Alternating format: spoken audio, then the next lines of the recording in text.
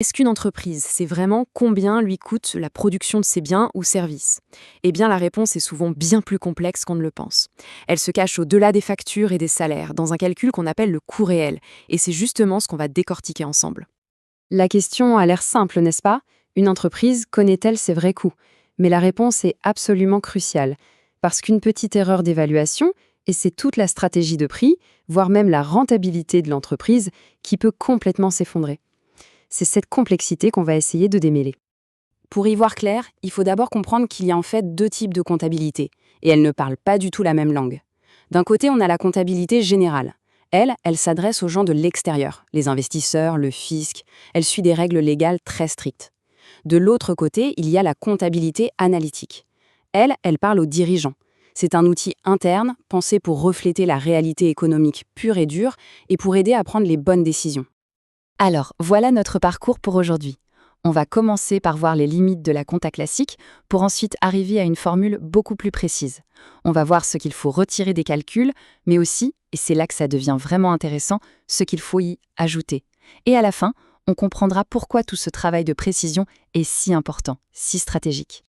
Allez, on commence par le début. Pourquoi est-ce que la comptabilité générale, même si elle est très rigoureuse, ne suffit pas pour vraiment piloter une entreprise? C'est ce qu'on va voir tout de suite. On plonge directement dans le vif du sujet avec le concept clé du jour, les charges incorporables. Il faut imaginer ça comme une sorte de filtre.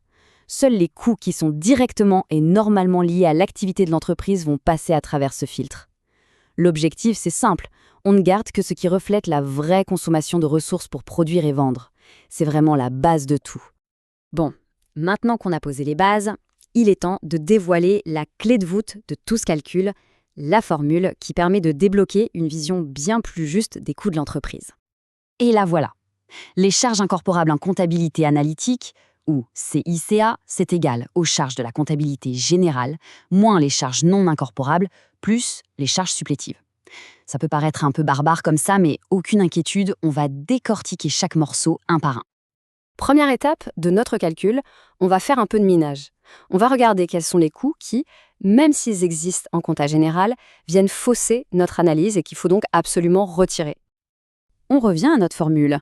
Pour l'instant, on se concentre sur cette partie-là, moins les charges non incorporables. On voit bien qu'on commence par nettoyer, par enlever des éléments pour y voir plus clair. Alors, qu'est-ce qu'on enlève concrètement? Ce qui est intéressant ici, c'est la logique derrière tout ça. On va retirer les charges non courantes, par exemple des amendes exceptionnelles, parce qu'elles ne font pas partie de l'activité normale, quotidienne. L'impôt sur les bénéfices, on l'enlève aussi, parce qu'il dépend du résultat global de fin d'année, pas du coût de production d'un seul produit. Le but, c'est vraiment d'isoler uniquement les coûts liés à l'exploitation normale et actuelle. Et maintenant, on passe à l'étape la plus surprenante, ce qu'il faut ajouter. On va intégrer des sortes de coûts fantômes, des coûts que la compta classique ignore totalement, mais qui ont un poids économique bien réel. Retour sur la formule, on se concentre maintenant sur le dernier morceau, plus les charges supplétives. Après avoir fait le tri, on vient corriger et compléter le tableau pour qu'il soit plus juste. Alors, qu'est-ce que c'est que ces fameuses charges supplétives? Eh bien, ce sont des coûts qui sont théoriques, mais qui sont économiquement très logiques. Par exemple, la rémunération que le patron d'une petite boîte devrait se verser pour son travail, même s'il ne le fait pas. Ou encore, les intérêts théoriques sur les fonds propres. Pourquoi? Parce que si cet argent n'était pas bloqué dans l'entreprise, il pourrait être placé ailleurs et rapporter des intérêts. C'est ce qu'on appelle un coût d'opportunité. Ça montre bien à quel point la compta analytique cherche à coller à la réalité économique.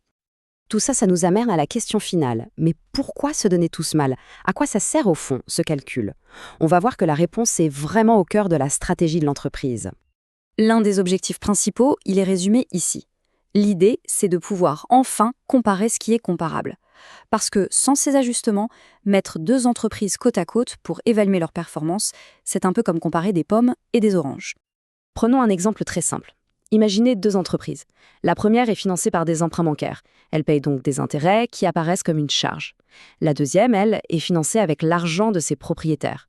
À première vue, leurs coûts ne sont pas comparables. Mais en ajoutant une charge supplétive pour rémunérer le capital de la deuxième, on les met sur un pied d'égalité. Et là, on peut enfin comparer leurs vraies performances opérationnelles. Un dernier petit outil pour la route qui permet d'avoir un coût juste, c'est l'abonnement. C'est une technique toute simple pour lisser les coûts dans le temps. Par exemple, une grosse prime d'assurance payée en une seule fois en janvier ne doit pas plomber uniquement les coûts de ce mois-là. On va la découper en 12 parts égales pour que chaque mois supporte sa juste part du fardeau. Ce qui nous laisse avec une dernière question. Sans ce calcul précis des coûts, quelles sont les mauvaises décisions qu'une entreprise risque de prendre? Fixer un prix de vente trop bas et vendre à perte sans même s'en rendre compte? Ou alors investir massivement dans un produit qui, en réalité, n'est pas du tout rentable? Les conséquences peuvent être désastreuses. Comprendre son coût réel, ce n'est pas juste un exercice de comptable, c'est tout simplement le fondement d'une bonne stratégie.